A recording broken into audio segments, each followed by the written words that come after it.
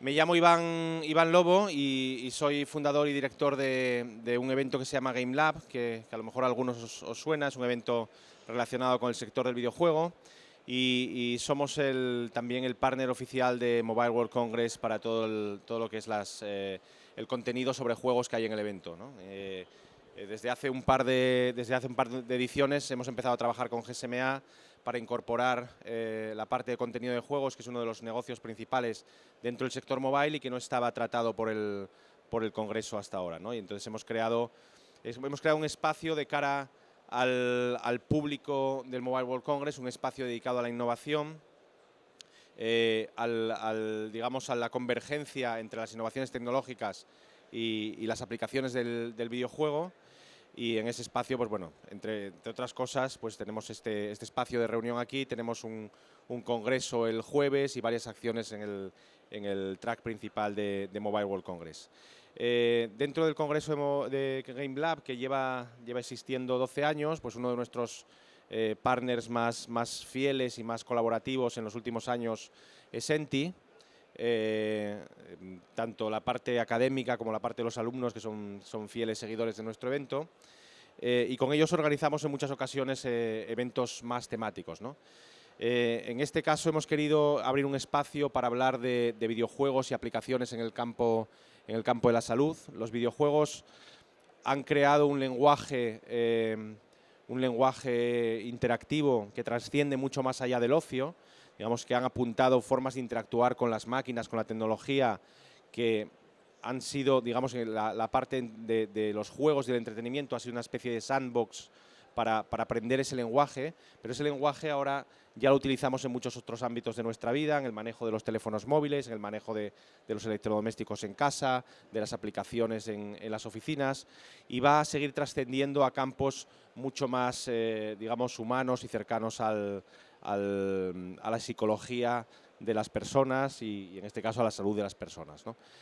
Todas las aplicaciones que vamos a ver en los próximos años con la aplicación del lenguaje del videojuego se están empezando a definir ahora, se están empezando a crear, digamos, las mecánicas que van a ser naturales dentro de pocos años, y por eso es muy importante pues bueno, proyectos como el que está impulsando ENTI para hablar de aplicación del lenguaje de videojuegos en el campo de la salud, ¿no? El experto realmente en este campo es Óscar, ¿no? Con lo cual, bueno, yo simplemente quería daros la bienvenida, agradeceros que estéis aquí y dejar a Óscar que nos explique un poquito en qué consiste este proyecto. Gracias, Óscar. Muchas gracias, Iván.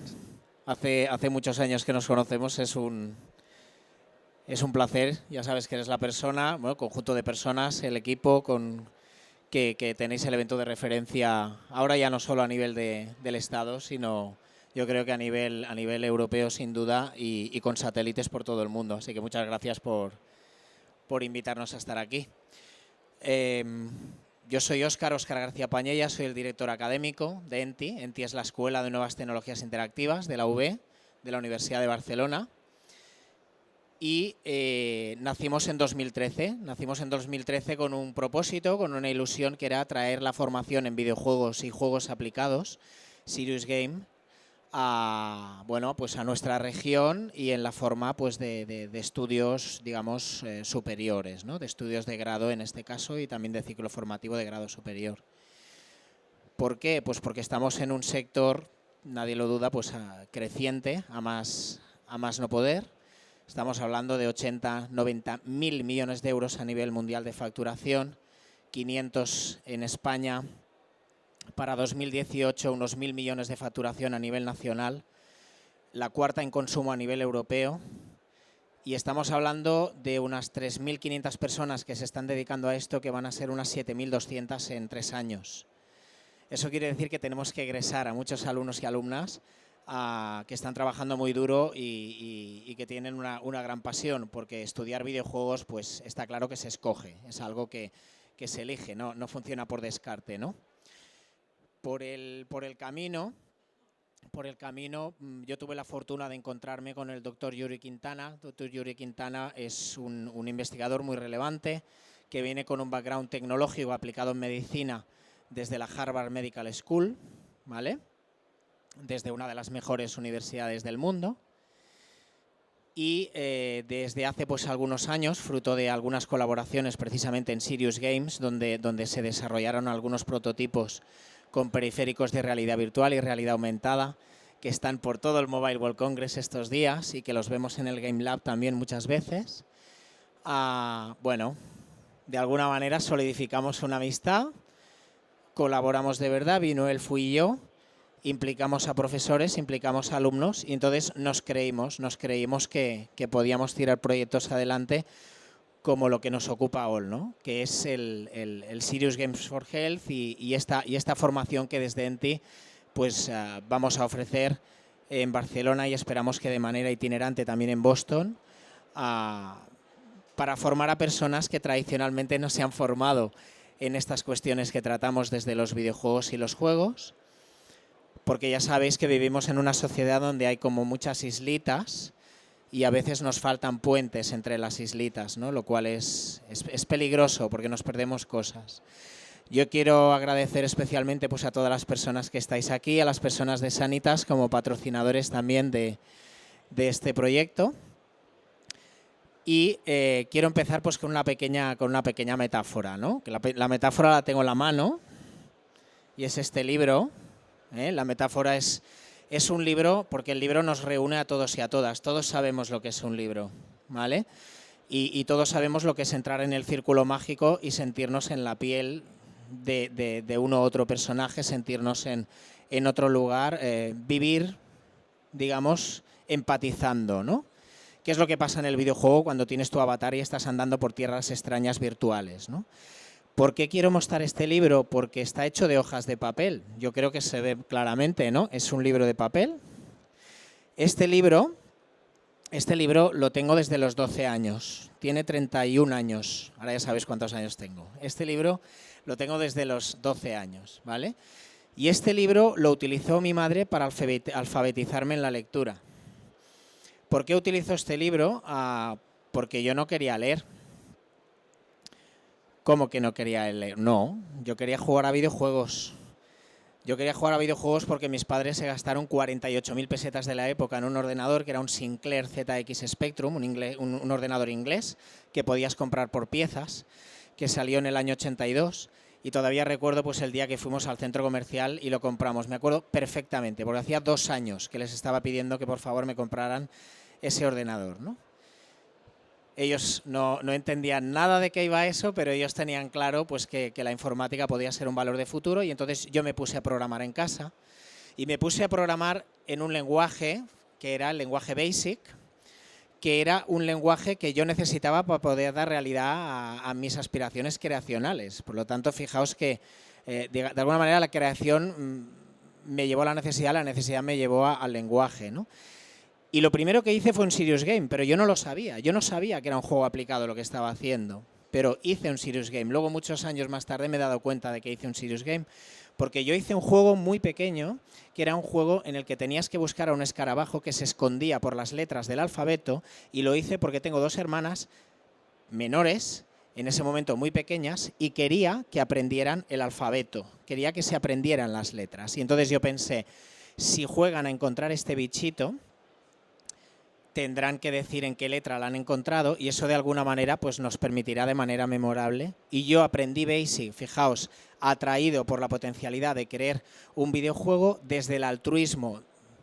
Y no lo digo por echarme flores, lo digo pues porque tenía unas hermanas, pero aplicándolo en un contexto que no era solo el del único entretenimiento, sino que era un tema de educación, era un edugame, ¿no?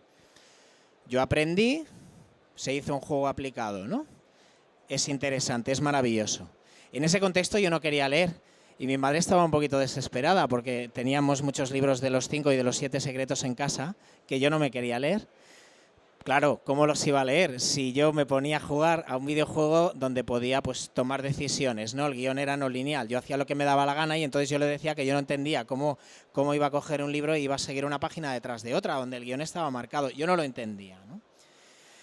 Claro, ella tenía 2 maneras de hacer esto, ¿no? La buena y la mala, ¿no? Como diría Harry el sucio y la mía, ¿no? Pero ella podía castigarme, ella podía decirme, pues ya no juegas más, pues te cierro el ordenador, ella podía hacer eso, o ella podía, por decirlo así, gamificar. Y lo que hizo fue gamificar. Fue muy inteligente, se puso en mi lugar, no intentó que fuera yo, que no lo entendía porque era muy pequeño, el que me fuera a su lugar, sino que vino ella a mi lugar. ¿Y cómo vino ella a mi lugar? Dijo, bueno, a ti te gustan mucho los juegos porque tomas decisiones, tienes plena autonomía, pues yo te voy a comprar unos libros que se llaman Elige tu propia aventura. El libro dice, tú eres el protagonista de esta historia, elige entre 21 soluciones distintas. El reino subterráneo. Este es uno de los 15 o 20 libros que tengo en casa de Elige tu propia aventura. Yo empecé a leer y me di cuenta de que cuando yo estaba leyendo, llegaba, por ejemplo, a la página 10 y en la página 10 me decían, de repente oyes un estrépito espantoso, levantas la vista y ves sobrevolar a otro pájaro mucho mayor.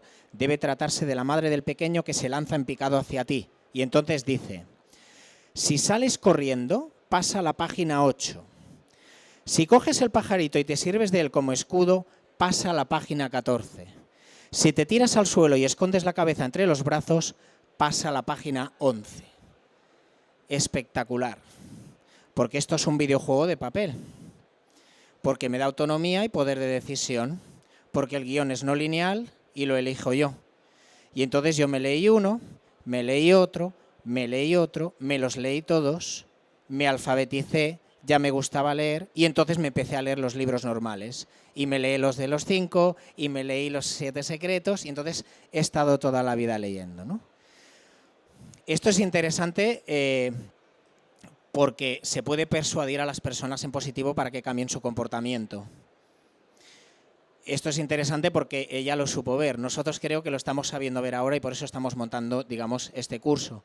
Y esto también es interesante porque demuestra que los videojuegos pueden ser de papel. Es decir, que no se trata solo de tecnología. La tecnología al final está al servicio de la narrativa, de la historia.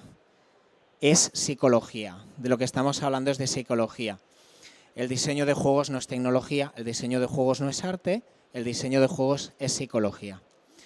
Por eso es tan absurdo de pensar que la gente que se dedica a diseñar experiencias memorables necesariamente tiene que venir de la tecnología, porque yo creo que acaba de quedar demostrado que no estamos hablando de tecnología, estamos hablando de narrativa poderosa y de medios de papel que funcionan también para alfabetizar, por ejemplo, a este señor que está aquí en la lectura, ¿no? Y eso quiere decir que cualquier persona se puede sentir llamada a hacerlo. Vengas del marketing, vengas del mundo sanitario, del mundo educativo, vengas de un museo, vengas del deporte, vengas de la arquitectura, vengas de la ingeniería, vengas de la comunicación, vengas del diseño, vengas de bellas artes, es igual. Es una disciplina neutra, ¿vale? El diseño de juegos es neutro. Y en este curso vamos a hablar de diseño de juegos para gente que tiene aspiraciones concretas para resolver problemas complejos que no lo consigue. Y no lo consigue utilizando una metodología, digamos, más tradicional, y eso que estamos en el sector médico, donde al final estás obligado a hacerlo, porque te va la salud en ello, pero eso no quiere decir que seas feliz mientras lo estás haciendo. Y seguramente si fueras feliz mientras lo estás haciendo, hasta te curarías mejor. Y seguramente harías los ejercicios de recuperación de fisioterapia mucho mejor. Y seguramente estarías todo el rato que te ha dicho la fisio, y no solo la mitad del rato que te ha dicho porque estás en casa y no te ve. Y seguramente te tomarías la medicación durante los 2 meses que te han dicho que te la tomen y no la dejarías antes de la cuenta y seguramente, ¿vale? Para temas de diabetes, que es una problemática mundial muy grande, donde la gente se tiene que estar automedicando cada día. Para temas relacionados con adherencia al tratamiento. En cualquier caso, los fisios sufren mucho porque no es solo farmacología, es un tema de ejercitar, de hacer los ejercicios. Te han puesto una rótula nueva, tienes que hacer ejercicios, digamos, de recuperación de rodilla, duele muchísimo, estás en casa solo y sola, tienes una cierta edad, no te ve nadie, madre mía. Y a lo mejor te quedas coja o cojo para siempre, ¿no? En cambio, te podíamos haber dado, digamos, una motivación extra desde la psicología, que a lo mejor se sustentara en tecnología para que de alguna manera estuvieras viviendo una narrativa poderosa donde tú escribieras ese guión y además estuvieras haciendo los ejercicios. porque el cometido tenía que ver con hacer los ejercicios. Y estas cosas están pasando. Estos son los Serious Games for Health, ¿vale? ¿Qué va a pasar a finales de abril en este curso del que estamos hablando? Y es un curso que se va a impartir entre ENTI, Universidad de Barcelona, por la parte de diseño de juegos, y la Harvard Medical School por toda la parte, digamos, sanitaria tecnológica, ¿vale? Que se va a hablar de tendencias, por supuesto. Estamos en el evento más grande del mundo, está todo lleno de tendencias, pero se van a ligar esas tendencias con necesidades concretas que tienen que ver con lo médico. Que se va a hablar de casos de éxito donde ya se han aplicado, ya se están aplicando no solo para gente joven, porque nos gusta jugar a todos y a todas, a todos nos gusta echar una partida de cartas a la brisca, a todos nos gusta ir a buscar setas y picarnos con un par de amiguetes a ver quién llena la cesta antes, ¿vale? A todos nos gusta ir a ver un partido de fútbol al bar y jajajaji, estar o con la familia en casa viendo el partido de fútbol. Todos jugamos, es mentira que solo juegan los niños, es una gran falacia, ¿no? Por lo tanto, todo el mundo tiene que sentirse invitado. Ya está demostrado desde un punto de vista psicológico, ya se sabe que funciona, ya está. Ya tenemos más de 20 años de grupos de investigación sostenida en temas de diseño de juegos que ya han demostrado con un montón de publicaciones que esto funciona. Ya está, ya no hace falta planteárselo, porque se sabe que funciona. En octubre de 2013, en una revista muy prestigiosa como es la revista Nature, se publica un artículo por primera vez en toda la historia que habla de cambios en la plasticidad cerebral como consecuencia del entrenamiento con un videojuego comercial. En ese caso era Super Mario. Seguramente sabemos quién es Super Mario, ¿no? Es uno de los juegos mejor diseñados de toda la historia, ¿vale? Hombre, si esto se ha publicado en Nature y se está viendo desarrollo competencial y te estás dando cuenta de que niños y niñas de 7 años, mentira, y de 14, y de 18, y de 20, y de 25, y de 30, y de 35, porque al Super Mario juega todo el mundo, pero si te estás dando cuenta de que niños pequeños gestionan su frustración, se enfrentan a nuevas situaciones, aprenden a delegar, saben lo que es ser paciente, y gestionan el tiempo porque es finito, eso es un máster. Están haciendo un máster. Y ahora encima los científicos nos han dicho que está relacionado con cambios en la plasticidad cerebral que tienen que ver con cosas positivas. Evidentemente el abuso no es bueno, eso ya lo sabemos. El abuso no es bueno de nada. No es bueno hacer como Forrest Gump y estar un año corriendo, eso seguramente no debe de ser bueno. Tendríamos que llamar a los fisios en algún momento, ¿no? No es bueno, en fin, alimentarse de vino y de cerveza continuamente, seguro que no es bueno, y por ello no quiere decir que un vasito de vino cada día de un buen vino sea malo, para nada, ¿no? El abuso ya sabemos que no es bueno, no estamos hablando de abuso, estamos hablando de utilizar las cosas en su justa medida, y estamos hablando de otro tipo de contenedor, que es un contenedor psicológico. Ese juego puede ocurrir en un librojuego de papel, ese juego puede ocurrir en un móvil, ¿no? Estamos en el Mobile World Congress, Mobile is everything, ¿no? Ese juego puede ocurrir en una gincama. Ese juego puede ocurrir con música, con gastronomía. Se puede diseñar de muchas maneras. Puede ser un misterio que se resuelva con pistas que están distribuidas entre 10 periódicos. Y hay muchas personas que a lo mejor no utilizan una plataforma digital para jugar, pero que les encanta encontrar cosas en periódicos. Porque todos jugamos, ¿vale?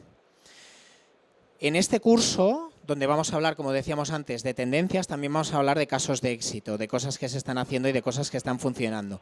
Y también vamos a hablar de otra cosa que inquieta mucho a la gente del mundo sanitario, ¿no? Que es deontología y medida, deontología y medida. Tiene que ser respetuoso desde un punto de vista deontológico, ¿vale? No puede frivolizar y tiene que pasar, por decirlo así, los mismos controles que pasaría una pastilla, ¿no? Y por otro lado también tenemos que hablar de cómo se mide, porque lo que te interesa al final es medir. Estás continuamente midiendo el devenir, el rendimiento, la performance de la persona que está jugando. Nada mide más que un juego. No existe nada, ninguna herramienta, ¿no? A veces cuando hablas con empresas del sector te dicen que hacen encuestas de clima, ¿no? Y tú les dices, ¿y cada cuánto hace usted una encuesta de clima? Digamos, de clima laboral, por ejemplo, Pues la hago 4 veces al año, o sea, usted tiene 4 muestras al año. ¿Usted es consciente de que con un juego usted puede tener esas 4 muestras diariamente? ¿Usted es consciente de que puede hacer una fotografía de cada persona, donde tiene una gráfica diaria del rendimiento de lo que está haciendo, de a qué hora, de con qué cometido, de con qué actividad? Es espectacular. Nada mide más que un juego. ¿Por qué un juego va de medir? Porque va de accionar para reaccionar. Y cuando accionas tienes que mirar lo que se ha accionado y cómo, y en función de eso tú reaccionas. ¿Vale? Por lo tanto, un Serious Games for Health va a ser un mecanismo de medida excelente para saber continuamente, ¿no?, lo que está pasando con ese paciente, por ejemplo. ¿Vale? Y lo más interesante es que lo va a hacer de manera autónoma, en positivo, y porque quiere, porque lo desea, es voluntario. Si está bien diseñado, porque será memorable. ¿Vale? Por lo tanto, tenemos indicadores, tenemos KPIs, tenemos medición, y entonces podremos ver si tenemos ROI, que al final es lo que nos interesa. Tenemos ROI, tenemos retorno de inversión. La solución gamificada es mejor que la solución sin gamificar. La manera de verlo es muy fácil. Tú sabes lo que te cuesta hacerlo de la manera tradicional, sabes lo que te va a costar, digamos, gamificar, ¿no?, después de un briefing y un presupuesto y una implantación, vas a medir y vas a comparar. Y entonces vas a saber si te vale la pena, ¿no? Nosotros pensamos, y parece que la ciencia pues va a favor y los casos de éxito también, pues que vale la pena, que vale la pena. ¿Qué más cosas tienen que ocurrir en esta formación? Que, como he dicho, no es para diseñadores de juegos, no es para tecnólogos, lo cual no quiere decir que no puedan venir, ¿eh? Pero tiene que quedar muy claro que es una formación, digamos, neutra para gente con inquietudes desde el mundo sanitario, también emprendedores y emprendedoras. Pues lo que tiene que pasar es que salgas con un toolkit. No puede pasar que solo, digamos, tengas un soplo de aire fresco y que te inspires momentáneamente, y que entonces a los 4 días, cuando estés en casa, digas, bueno, me han inspirado mucho, pero no sé por dónde empezar, no sé con quién contactar, no sé cuáles son las métricas, no sé qué leer, no sé cuál es el protocolo, no sé cuál es el orden. Eso va a aparecer en el curso, y eso no se ha hecho todavía. No ha ocurrido todavía que a alguien le hablen de un protocolo de gamificación en salud, de un protocolo de Serious Games for Health sustentado en psicología, con absoluta customer centricity, o sea, centrado en cliente, que al final es paciente, aunque también puede ser trabajador, trabajadora del sistema sanitario. Esto es muy importante, nos sirve para adentro y para afuera. Y donde nos expliquen el toolkit, porque el toolkit te dice cómo ir de A a B. Luego tendrás que trabajar mucho, luego tendrás que buscar equipo, luego te faltarán determinados perfiles, pero como mínimo ya tienes la escaleta, como mínimo ya sabes las preguntas, como mínimo ya no vas de manera intuitiva, que lo intuitivo es muy peligroso porque ya sabéis que es antideontológico, puedes tener problemas, ¿vale? Porque cómo demuestras desde la intuición, ¿no? Puedes empezar con intuición, pero luego tienes que empezar a medir y a demostrar. ¿Qué pasa en los juegos y en los videojuegos? Que necesitas storytelling, narrativa, historia, épica, universo, personajes, de manera muy poderosa. Hay un juego para móvil que se llama Lifeline. Lifeline es un juego que solo tiene texto. Se acabó. Está teniendo un éxito enorme. El target está por encima de los 30 años. No estamos hablando de millennials de 18. ¿Por qué Lifeline puede tener tanto éxito en un target con una cierta edad y que es solo texto? Porque tiene una narrativa espectacular, porque tiene un storytelling alucinante, porque estás leyendo un libro. Estás leyendo un libro que llevas en el móvil y en este libro estás interactuando con un astronauta que se ha quedado perdido en un planeta. Hay un señor que se ha perdido en un planeta y que ha establecido un hilo de comunicación con una persona que eres tú y te va preguntando de tanto en tanto qué es lo que puede hacer para salvarse, porque no sabe ni por qué está ahí. Y tú lo vas descubriendo con él. ¿Os lo podéis imaginar? Cuando llevas una semana jugando a Lifeline, de verdad, ¿te crees que hay un señor en un planeta que te está llamando de tanto en tanto con el sistema de notificaciones del móvil y que te está diciendo, ya he llegado donde me dijiste, he estado 2 días andando, estoy muerto de hambre, ahora lo que no sé muy bien es ir para la derecha porque estoy viendo una palmera? El librojuego que decíamos antes. Todo narrativa, todo storytelling. Espectacular. Luego tenemos el arte y la estética, que es muy importante, por corporativismo de la empresa y por lo que llamamos en diseño de juegos, lo que llamamos los elementos del interés.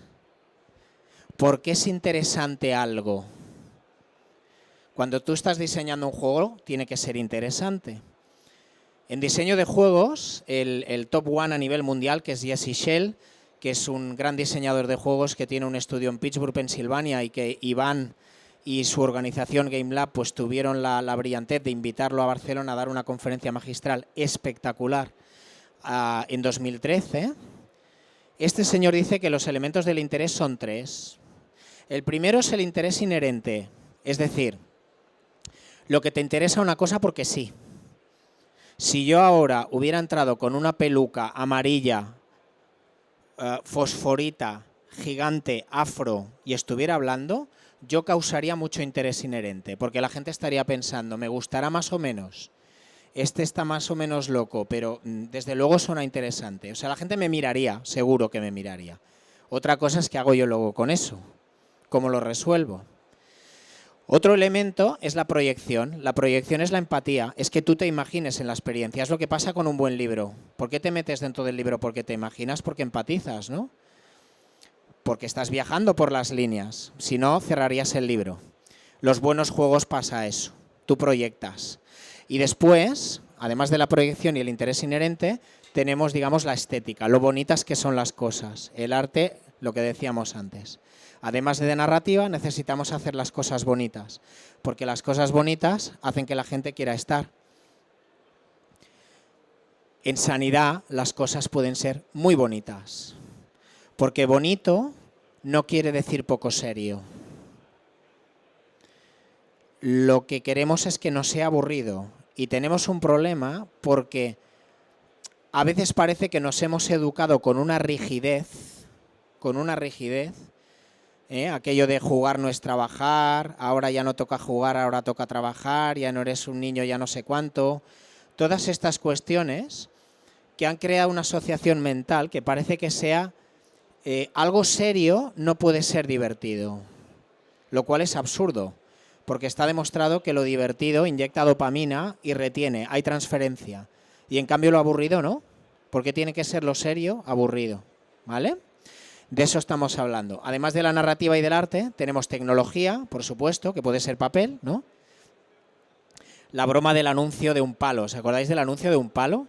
¿No? Un palo, aquel niño que salía por la tele y que nos demostró a todos y a todas que con un palo se puede jugar, que no hace falta más que un palo, que parece que se nos ha olvidado que con un palo y con nuestra imaginación podemos jugar. Y muchas veces nos olvidamos de que con un palo tenemos suficiente, con un libro tenemos suficiente, ¿vale? Y hacemos cosas complejísimas, nos gastamos unos dinerales tremendos y nadie se pone a pensar antes, desde la psicología, ¿para qué es eso? Porque a lo mejor con un palo se podría resolver. Lo digo porque a veces hay gente que piensa, esto será todo carísimo, esto será todo imposible, esto será una implantación. Eso es mentira, eso es reticencia y prejuicio, eso es incierto. Estamos hablando de psicología y la tecnología está al servicio nuestro, no nos tiene que esclavizar. Y luego también tenemos evidentemente el diseño de juegos, que tiene que aparecer en el curso porque es lo que nunca le han explicado a nadie. Nunca le han explicado pues, a nadie de qué va esto, que no es arte, no es tecnología, es otra cosa. ¿Vale? Todo con mucha gestión, todo con mucha producción. Por lo tanto, estoy hablando de arte, narrativa, storytelling, universos, personajes, estética, bonito, ¿no? Que tenemos que hacerlo. Tecnología, que sostiene la experiencia. Diseño de juegos, que es psicología. Y todo esto muy bien gestionado, para un propósito que no es solo entretenimiento, que en este caso tiene que ver con un cambio comportamental. ¿Un cambio comportamental de quién? De colaboradores, colaboradoras a veces, de pacientes otras. Y esto lo aplicamos en salud y lo veremos en el curso. ¿Qué tal hasta aquí? ¿Qué tal? ¿Bien? A partir de aquí, quisiera introducir un apunte. Este apunte sí que es tecnológico, yo creo que es relevante por el evento en el que estamos, el Mobile World Congress, ¿no?, de 2016, y también es relevante por lo que apareció en la portada de la revista Time el año pasado, en agosto. En agosto de 2015, en la portada de la revista Time, se decía que este año iba a ser el de la realidad virtual y el de la realidad aumentada. Seguramente todos y todas hemos escuchado mucho hablar de realidad virtual y de realidad aumentada. La realidad virtual y la realidad aumentada es algo que, sobre todo la realidad virtual, podríamos decir que lleva entre nosotros pues 30 años, tranquilamente. Lo que pasa que era cara, era pesada, era poco ergonómica, causaba hasta cyber sickness, que dicen, ¿no? O sea, podías tener hasta determinados trastornos que tenían que ver con los dispositivos que llevabas, ¿no? Algunas personas, yo mismo, en el año 92 estábamos trabajando, me acuerdo, en el Museo de la Ciencia de Barcelona con un ordenador que había costado hace 24 años casi 1 millón de euros, que era el único que había en este país, y teníamos gafas estereoscópicas que nos permitían ver 3D en tiempo real. O sea que hace muchos años estábamos haciendo realidad virtual. Pero eso no llegaba al mercado. Claro, no llegaba al mercado porque si estabas más de 10 minutos con las gafas puestas, te tenían que coger y te tenían que llevar entre 3 personas del mareo que te entraba.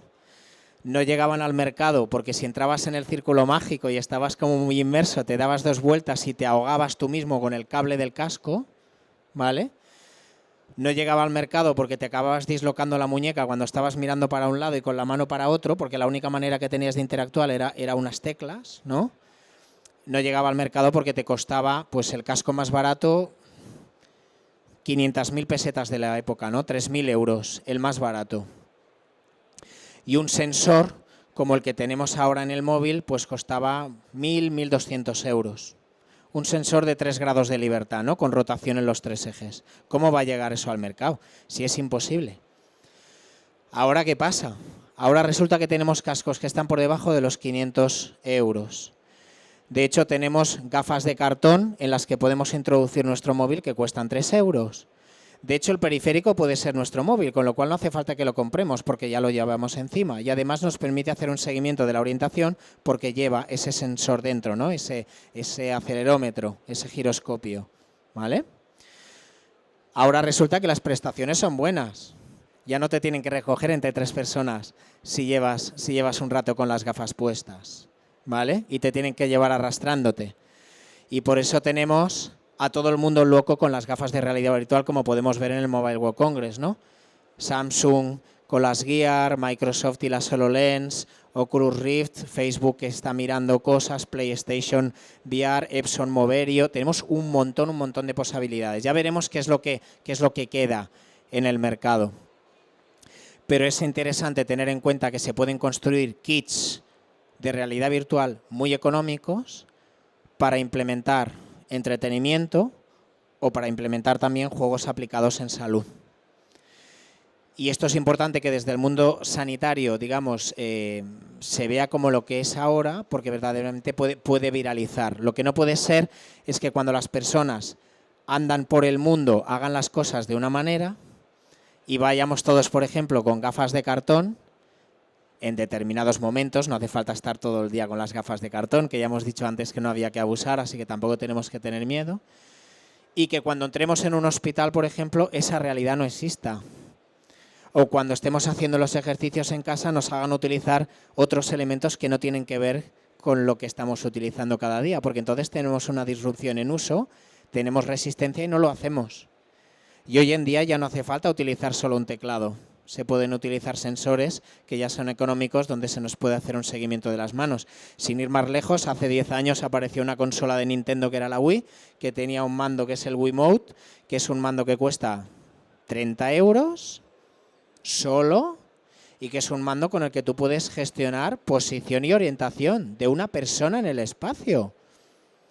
En los últimos 10 años se han hecho muchísimos desarrollos de fisioterapia de bajo coste donde se está utilizando el mando de la Wii para hacer un seguimiento de la calidad de los ejercicios que está haciendo una persona. Y esos ejercicios lo está haciendo a la vez que está viviendo una narrativa poderosa, una historia interesante, que está acumulando unos puntos, unas medallas, que se está picando con otra gente que a lo mejor tiene la misma problemática, con lo cual también estás creando una comunidad, lo cual está muy bien, y que está cooperando o compitiendo, o sea, está jugando, y eso es buenísimo. por poner, digamos, algún ejemplo. Por lo tanto, ya tenemos sensores de bajo coste para hacer este tipo de cosas. Y lo quería comentar porque yo sé que a veces da un poquito de miedo, pero si es económico y es lo que utiliza la gente fuera, pues entonces dale a la gente lo que quiere, ¿no? Y cierro un poquito con este mensaje, que es el mismo mensaje con el que empecé. Yo no quería leer, yo solo quería jugar. Si me hubieran obligado a leer, probablemente me hubieran generado aversión a la lectura. No sé qué hubiera pasado. No me obligaron a leer, sino que utilizaron la persuasión desde la psicología y empatizaron conmigo, se acercaron donde yo estaba. O sea, no fue haz lo que yo digo, sino me voy a venir yo a tu terreno. Me dieron un libro que tenía que ver con mi manera de funcionar y gracias a eso yo terminé leyendo.